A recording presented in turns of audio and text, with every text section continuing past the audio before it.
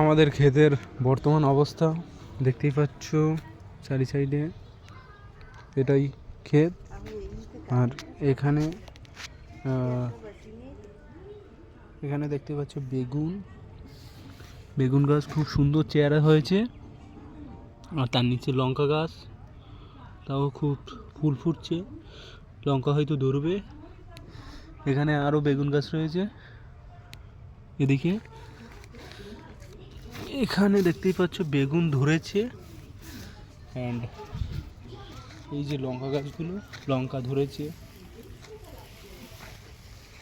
আর এখানে টমেটো গাছ রয়েছে, টমেটো গাছে টমেটো ধরেছে।